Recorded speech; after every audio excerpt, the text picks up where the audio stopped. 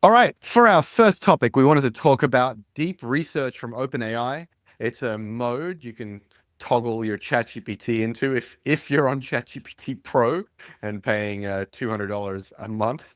It's pretty extraordinary. This is you basically ask it to do something for you, like, hey, I'd like to understand the market dynamics for shoes in the United States, and it will go off in some cases for 10, 15 minutes at a time. It'll go deep across the web. It'll search, it'll analyze, it'll compile, and it will create PhD level research papers on the topic that you gave it. And perhaps also interesting is that it'll actually ask follow-up questions first. So I think one of the things that ChatGPT is not very good at is, or LLMs in general, is sort of asking clarifying questions. So you ask it for a big task, it'll ask you some clarifying questions, and it will go and think and think and think and really come back with an exhaustive answer. One other bit of context on this, Yaniv, and I'd love to hear what your thoughts are about it. When it was announced, in the same sentence, in the same breath, in the same tweet, it felt like, to me at least, that Altman went out of his way to mention this is just an example of how the world is going to need more compute than ever. And it seemed like Mm. almost a response to the DeepSeek narrative of like, oh my God, we don't need any more GPUs. And this was like, here's an example of just a taste of how deep this reasoning can go. And there's a lot more to come. Well, Chris, thanks for spending $200 a month on ChatGPT Pro so the rest of us don't have to. But yeah, I think this is a really interesting announcement. Google Gemini have also had a deep research mode for a couple of months on their Gemini Pro subscription, which I do have. It is a lot cheaper than $200. And I tried it a couple of times and I was not particularly impressed. So when OpenAI announced this deep research mode, I was like, oh, well, it's probably going to be one of those nice in theory, but not quite good enough tools. Now, everything I've heard, including Chris, you shared a research report from it to me earlier today. It is much better than the Gemini one. And it's the first thing I've seen that makes me think, well, maybe, just maybe, spending $200 a month on this thing is worthwhile.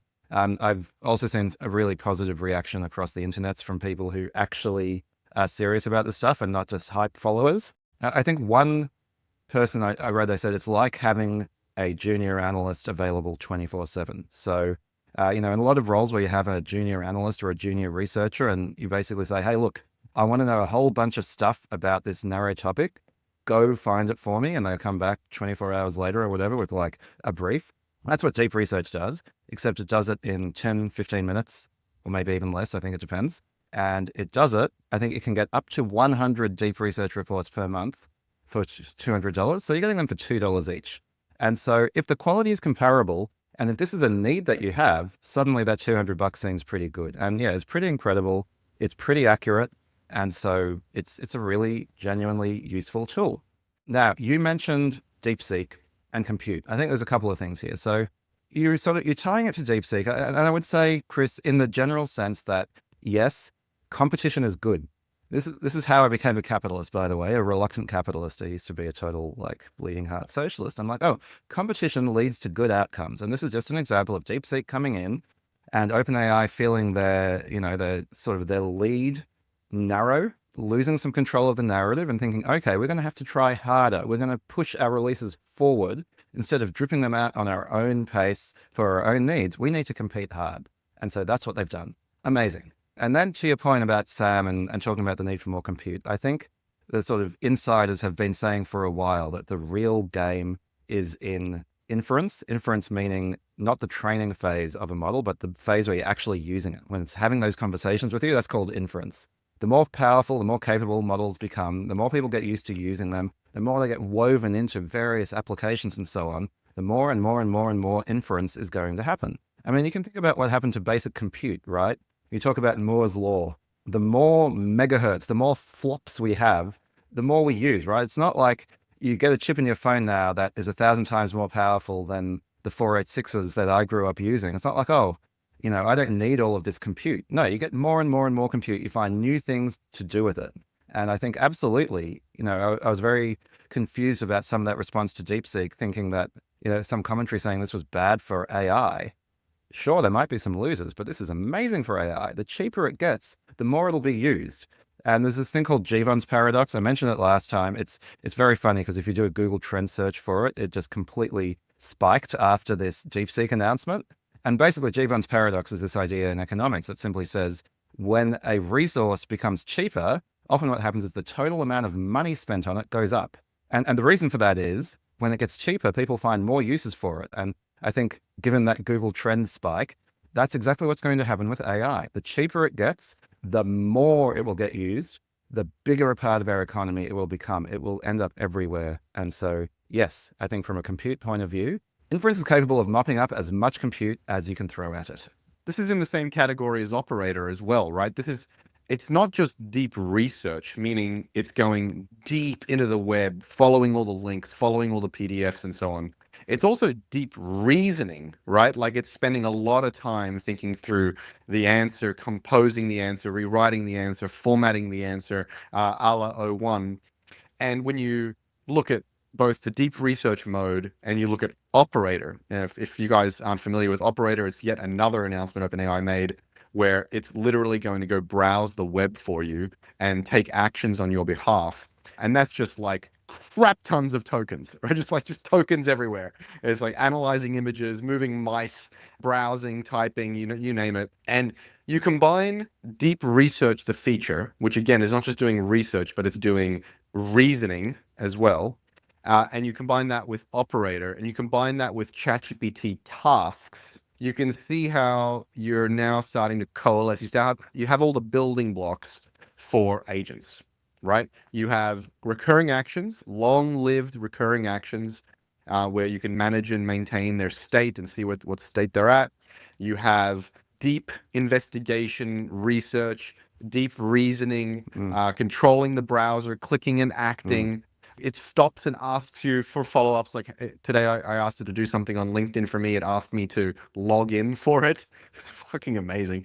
And then what it also has, which is an underrated thing, is it has notifications, right? It says, "Hey, human, please come back. I need help," or "Hey, please come back. I've done this for you."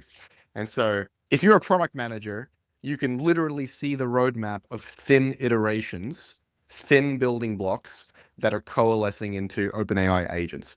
It's not even a matter of reading the tea leaves, right? It's like this is as plain as the nose on your face if you know anything about software development, product management, thin slices, iterations, and so on.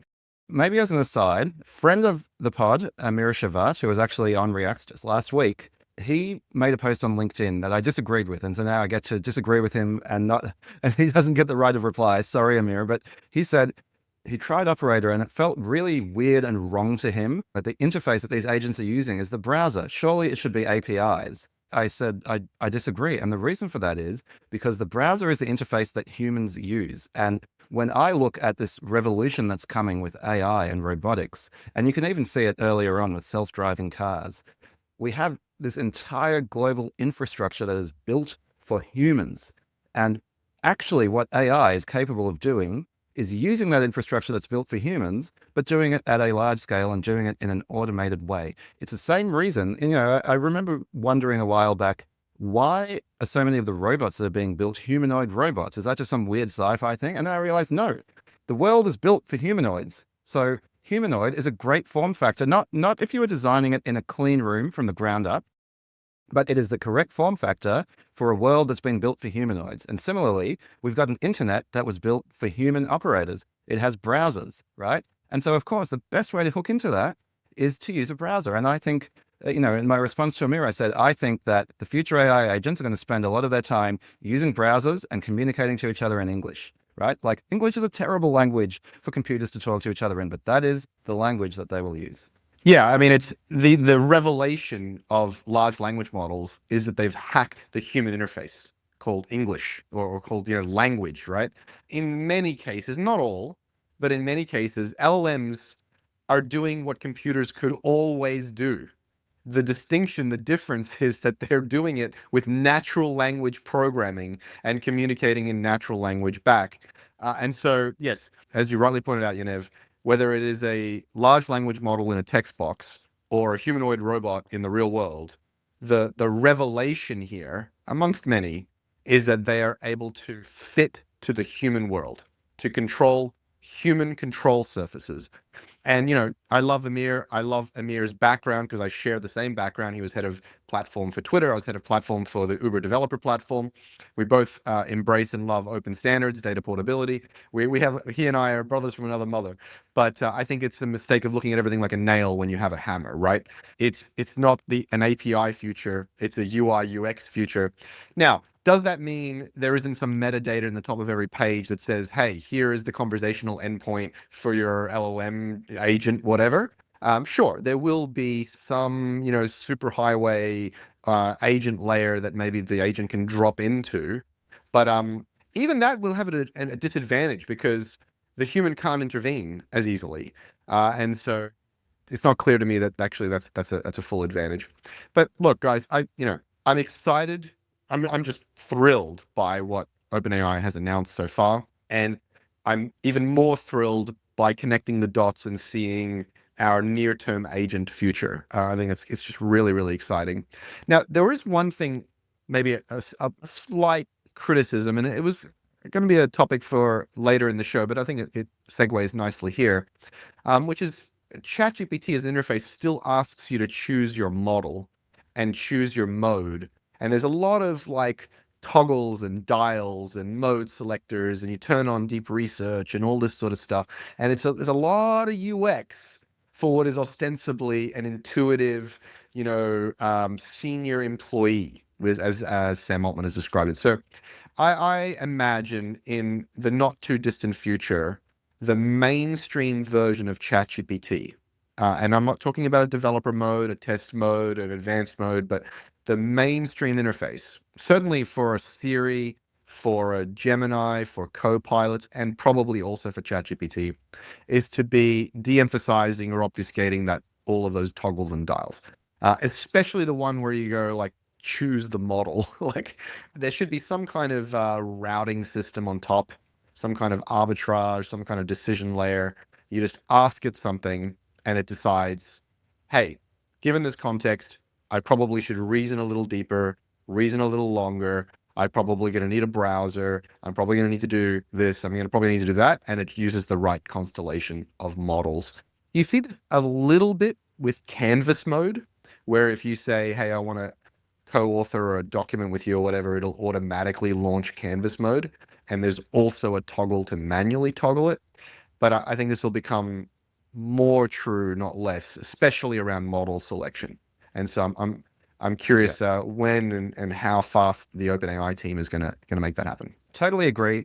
This topic keeps coming up on our show in slightly different guises. And I must admit, I suffer from what must be a very modern malady, which is model selection anxiety. So I agree with you, Chris. And, while this will help, the issue is still, oh, should I use ChatGPT or Claude or Gemini? And I think, an important and valuable skill that professionals are going to need to get is how to perform a good model evaluation and perform model selection. But I think it's worth acknowledging, to your point, that model selection is actually a cognitively challenging thing to do. People suffer from decision fatigue already. The last thing I want to do is worry that I'm using the wrong model for my task. And it's not easy to make that choice. So yes, please, somebody else do it for me. Figure out what model I should use. That would be an absolute win. So I think that's a great observation.